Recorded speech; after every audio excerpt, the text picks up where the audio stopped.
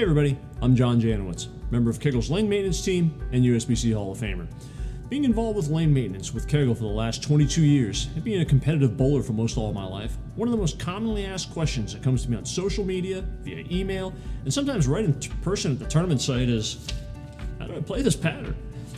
This leads into a really complex answer, which takes into consideration the lane surface and its age, topography, the type and condition of the lane machine that's being used to oil the lanes with, the player's skill set, and the equipment they're using.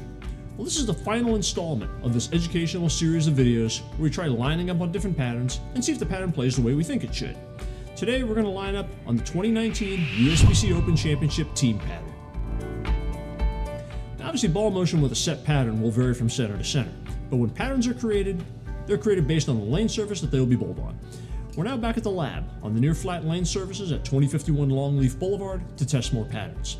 Speaking about Area 2051, Kegel created this multi-purpose test center to be able to test new lane conditioners, to potentially do overflow batch testing for our conditioners, and to test patterns and new lane machines in a private and secluded environment away from the world-renowned Kegel Training Center. It also provides us in tech support, an area to help troubleshoot problems customers may have with their current and legacy machines, and a place to educate customers on lane machines and pattern theory. This is the ideal environment to see how true a pattern will play. So if it plays different than what you see at your center, you can chalk that up to differences in the lane machine, surface, and lane conditioner. Each month we'll be using a different lane machine and or chemicals, so that way you the viewer can see the difference in how the ball and ball slows down. This month we'll be using the Kegel Flex along with Fire lane conditioner and Defense C cleaner mixed at 5:1. Fire has been one of the most commonly used conditioners in the Kegel line for tournament play, and was the conditioner that was used at the USBC Open Championships, which should make this a good real-world comparison for this episode. This month's pattern is the 2019 USBC Open Championship team pattern. The pattern is at 38 feet with a drop brush distance at 30 feet, and the volume is at an above average amount of 27.5 milliliters. Now when you look at the load structure, you can see that there's a pretty good amount of 2-2s going forward, and only 6 more loads total spread out over boards 6 to 15 going forward, which doesn't really provide a lot of shape at all down the lane. Now on the reverse pass, there's a little bit more oil, starting at 24 feet between 5 to 11, but no real defined board or boards where the loads are really stacked up. So this is definitely a much tougher pattern on paper. Now with my experience bowling at the Open Championship, the general shape of the team as well as the doubles and singles pattern have not changed drastically in the last 5 years. Team traditionally has been a little bit shorter, flatter pattern, and the doubles and singles pattern has been a little bit more of a medium distance pattern with a little bit more shape outside of 10. However, that could all change this year since they don't announce the patterns until after the tournament. Now if you don't know exactly what all these numbers mean and you want to learn more about the specifics of reading patterns, click on the link for the webinar that Gus Falgene and Doug Dukes did on our YouTube page. For most tournaments in league, 10 minutes of practice is standard. You can get off about 30 total shots if you're ready to go, assuming no pin setter issues. Since we'll be testing 3 different zones on 2 different lane surfaces, that'll be about 10 shots in each zone, which is basically 5 shots in each lane in each zone. Now at the USBC Open Championship, you'll be sharing these practice shots with 9 other people. So you'll need to be observant of what the other players are doing as well to help you draw conclusions to get lined up as quick as possible, as you probably won't get a whole lot more than 4 practice shots. Now since we're on a pattern from last year, we know what the pattern is. So we're just going to try and get lined up and see which ball and zone makes it easiest for us to hit the pocket, because as far as I'm concerned, the zone that gives us the most mistake area is priority number 1. In Zone 1, I'll be attempting to throw a solid idea with a 70 by 4.5 by 70 layout, a little bit straighter around 5, since I'll need a lot of control with that much oil on the outside of the pattern being a little bit on the shorter side of medium. This ball for me works really well when I need to be near the track or a little bit right of it, and also when I need to help smooth out the back ends on medium to shorter patterns. Now for Zone 2, I'll be using a lower flaring symmetrical ball with a slower response cover to help keep the ball on the line. Or in this instance, I'll be using a Rotogrip Hustle Pbr with a 65 by 4.5 by 20 layout, going a little bit straighter near the second arrow, and taking a little bit more hand out of the ball, using more ball speed to help keep it on line since I'm now getting a little bit closer to the pocket. And for Zone 3, I'm going to get a ball that flares a little bit more since I'll be going away from the pocket a little more, but still a little bit more of a control ball since the pattern is only 38 feet. Knowing this, I'll be throwing a Rotogrip idle with a pin down 90 by 4.5 by 70 layout, attempting to go around 17, 18, 19 at the arrows to that same 8-9 area down the lane. Now that we know what the equipment is, let's see what the ball motion looks like. The theme I noticed when playing out in this zone on the pro lane was sensitive. The first shot I threw great and it struck, but on shot 2 I got one board farther right at the arrows and 1.2 boards farther right at the end of the pattern according to Specto, and it missed the head pin. Shot 3 I got on line for a light 10 pin, but basically I split the lines again on shot 4, but I threw it 0.4 miles an hour faster and I left the 2-8. On shot 5 I got it inside and held the line for a strike. The main thing that I noticed was as long as I got it on line to having the mistakes being a little left, the ball reaction looked okay. But the shots that I got going away from the pocket or got a little quick with wouldn't hit the pocket or hit the head pin for that matter at all. Moving into the ball track with the PBR, ball reaction looked a little bit better, at least when I missed. The first shot I threw really well and it faced up nicely for a strike. And shot 2 was another decent shot. I got going away from it a little bit, leaving kind of a strange looking light 8 pin. The telltale sign was the following 2 shots for 3 and 4. I got both shots about a board and a half to 2 boards left of where I threw the first 2 shots, and neither one of them split, and they actually had a little bit of a chance of striking, even though hitting the pocket a little bit on the heavy side for a 10 pin and a 4 pin respectively. Remember in zone 1 when I missed one board right down the lane and I missed the head pin? Well, if I can miss 2 boards left and still leave a 4 pin, comparing shot 1 to shot 4, that's ball reaction that'll help loosen up my swing quite a bit more. In zone 3 with the idle, I got my first shot a little more on line and it went high. That reaction doesn't surprise me too much since I'm setting the ball down much farther left on a shorter pattern.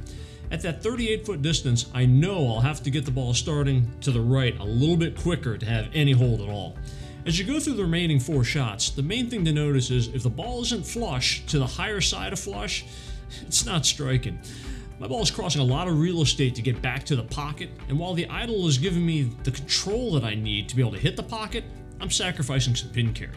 My ball reaction isn't bad from in there, actually a little better than I thought it would be, but the key is to miss to the outside and definitely don't cut it off.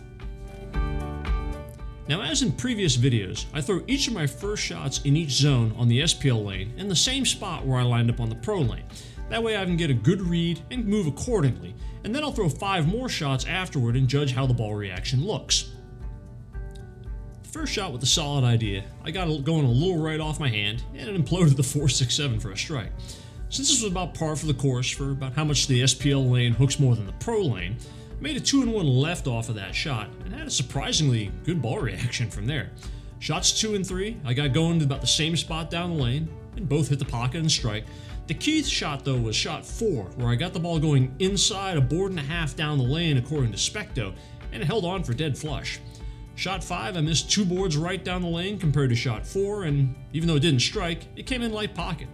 After shot 6 being 2.5 boards left of the last shot, and then it went flush, you can see how much the higher friction surface of the SPL really changed the overall ball motion look in this zone for the better, definitely compared to the pro lane. My first shot in zone 2 with the hustle PBR was left off my hand, and ball reaction confirmed it. Really confirmed it. So even though I didn't throw it that good, I moved 2-1 left and made sure that the ball got going to the right for a strike. Shot 3, I dead aced that one for 10 straight back. Now, as you can see with my shots in zone 1, I don't have that much hang down the lane when I got the ball going to the right like I do on the pro lane. And now that I'm moving closer to the head pin with my laydown and exit points, it's imperative that I get my ball going to the right quicker off my hand. On shot 5, I pushed the boundaries a little too wide, but at least I didn't pay a penalty leaving only the 2-8. Shot 6 was really good, but now moving into this zone on the SPL is the key mistake. As you can see, it needs to be right. In zone 3, my first shot I got on line to just a shade left, and true to form, the ball broke loose and went through the nose for a 6-10. I made a 2-1 left to see if this would be enough, and I thought my launch angles through the front were steep enough, but the ball went right back in the same spot for the 3-6 and some friends. After that, I made another 2-1 left and tried to increase the launch angles through the front for shot 3, and even though I thought I overcooked it, but it came in light for a 10 pin. On shot 4, I got it on line for flush, but since it didn't exactly float cleanly down the lane, I decided to move another 1 with my feet, just to protect myself from hitting the nose. It worked on shots 5 and 6, but even though I'm comfortable doing this, I've basically got no hold whatsoever, and I'm getting close to that point of no return, so to speak, where the combination of being too deep in the lane and having the pattern being too short is kind of trapping me into a box that I'm not sure if even Chris Angel would be able to escape from. What ball and line would I start with on each lane? Personally, I would start going a little straighter around 10 with the PBR on the pro lane if this were a singles tournament where we were bowling one game in moving pairs. As you can see in all the zones on both lanes, that it's not real easy no matter where you play, but I think it's a little too easy to miss the head pin, and especially if you're not sharp, just throw it in the gutter for that matter, playing out. I think playing in wasn't bad for me, and that would be a close second choice, but I feel like it would be a little tougher going to the next pair, crossing that many boards with very little hold with that short of a pattern and drop brush distance. Now on the SPL lane, I'd actually start in zone 1 with a solid idea, because as you can see in the shots, the ball still would hit the pocket when I leaked it a little close to the gutter, simply a byproduct of the higher friction SPL lane surface. Playing in zone 3 caused me to open up my angles a little too much and provided no hold, and playing in zone 2 would be a real close second though if this were a singles tournament. With that being said, in a team environment where you're bowling all 3 games on the same pair, it is very important that all 5 or 10 players on that pair are on the same page and commit to one strategy, whether it's playing out, playing in, or spreading yourselves around. Now when our team won the 2013 team event, we had our players on the pair spread around a little bit because that year the hold and the hook spots down the lane were a little bit more defined. And by doing so, we didn't develop the lane into a big cliff wet dry come game 3. Now the last few years at the OC, they've been much tougher in the team event, where the definition between the wet inside and the dry outside down the lane is nowhere near as obvious. In cases like this, it's better to get everyone a little bit closer together and to create a defined area down the lane through ball traffic, and then you can all move inside of that spot and then make a run those last 2 games.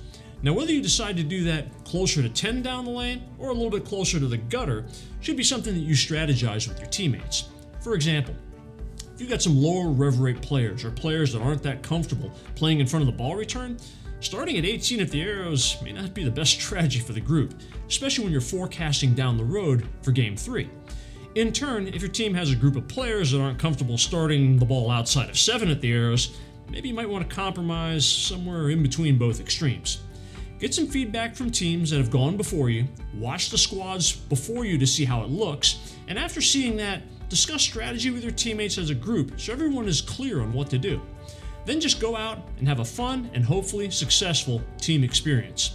Hope you enjoyed this 5-part series of JJ's pattern reviews, and if you like these videos, send us some feedback. And if enough of you do, maybe I'll do a few more pattern reviews in the near future. Thanks again for watching, and good luck on the lanes.